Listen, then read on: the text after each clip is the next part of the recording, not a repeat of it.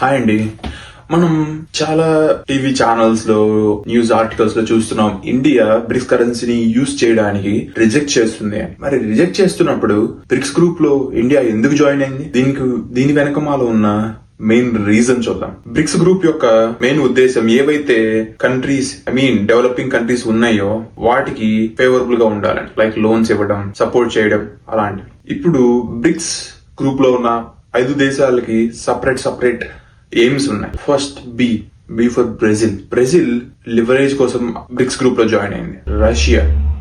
Russia US and western dominance ని push చేయడానికి group లో జాయిన్. ఇండియా చైనాని బ్యాలెన్స్ చేయడానికి గ్రూప్ లో జాయిన్. చైనా వెస్టర్న్ డామినెన్స్ ని పుష్ చేయడానికి జాయిన్ అయింది. సౌత్ ఆఫ్రికా రీజనల్ లీడర్షిప్ కోసం గ్రూప్ లో జాయిన్ అయ్యింది. దీనికి బ్రిక్స్ గ్రూప్ కి సపరేట్ గా ఒక మెయిన్ ఎయిమ్ అంటూ ఏం లేదండి. స్ట్రాటజిక్ రిలేషన్షిప్ కోసం ఈ గ్రూప్ స్టార్ట్ అయింది. అంటే ఫర్ ఎగ్జాంపుల్ ఇప్పుడు వరల్డ్ బ్యాంక్, IMF, UN వీటిలో వెస్టర్న్ డామినెన్స్ చాలా ఎక్కువైంది. వాటిని తగ్గించడానికి ఈ గ్రూప్ ఫామ్ అయింది. అంటే ఫర్ ఎగ్జాంపుల్ ఒక బ్యాంక్, ఫర్ ఎగ్జాంపుల్ NDS అని న్యూ డెవలప్మెంట్ బ్యాంక్ అనేది ఒకటి స్టార్ట్ చేసి IMF కి పోటీగా నిలబడదామన్న ఒక ఉద్దేశంతో ఈ గ్రూప్ ఉందన్నమాట. ఇండియా ఒక మెయిన్ ఎయిమ్ వెస్టర్న్ డామినెన్స్ ఉండకూడదు, మల్టీపోలార్ వరల్డ్ ఉండాలి అని ఇండియా ట్రై చేస్తుందండి. మరి ఎందుకు బ్రిక్స్ కరెన్సీని ఇండియా అపోజ్ చేస్తుంది అంటే, ఇండియా మరియు US కి మంచి ట్రేడ్ రిలేషన్షిప్ ఉంది. సో ఎప్పుడైతే బ్రిక్స్ కరెన్సీ వస్తుందో ఇండియాకి లాసే ఉంటుంది. సో అందుకని ప్రతిసారి ఇండియా అపోజ్ చేస్తూ వచ్చింది. మరి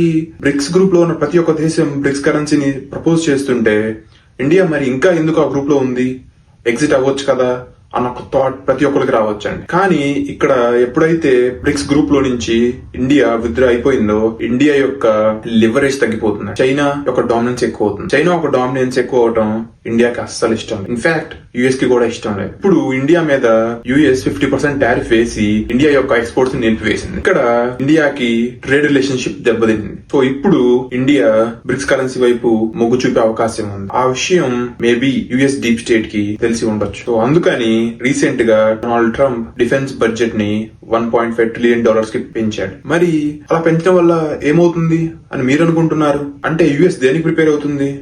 మీరు అనుకుంటుంది నిజమే, World War III. కానీ US నిజంగా World War III స్టార్ట్ చేస్తుందా? దాని ఛాన్సెస్ చాలా ఎక్కువగానే ఉన్నాయి.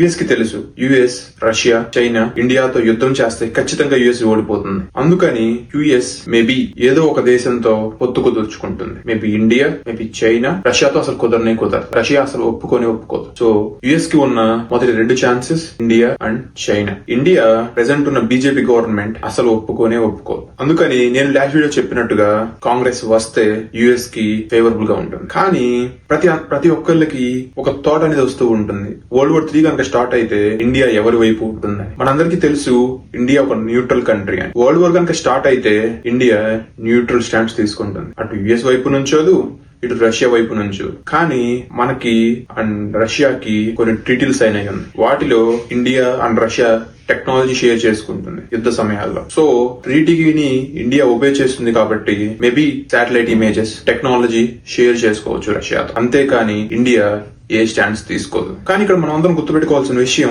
చైనా, రష్యా, US, ఇండియా లేకపోతే ఏమీ చేయలేదు. వాళ్ళందరికీ తెలుసు ఫ్యూచర్ లో ఇండియా ఒక లార్జ్ ఎకానమీ అవుతుందని, గ్లోబల్ సూపర్ పవర్ అవుతుందని. ఎవరి వైపు అయితే ఇండియా నుంచి ఉంటుందో వాళ్ళకి లివరేజ్ ఎక్కువ. ఒకవేళ బ్రిక్స్ కరెన్సీ బీజేపీ గవర్నమెంట్ లోనే వస్తే, అంటే బీజేపీ గవర్నమెంట్ US ఖచ్చితంగా World War III స్టార్ట్ చేస్తుంది. ఎందుకంటే ఇప్పటిదాకా US సిటిజన్స్ అనుభవించిన సుఖాలన్నీ ఇంక నుంచి ఉండవు. సో ఆ లివరేజ్ ని US గవర్నమెంట్ అసలు ఎప్పటికీ ఉంచాలనుకుంటుంది. సో ఖచ్చితంగా World War III స్టార్ట్ చేస్తుంది. తర్వాత ఏమవుతుందో మనందరం చూడాలి.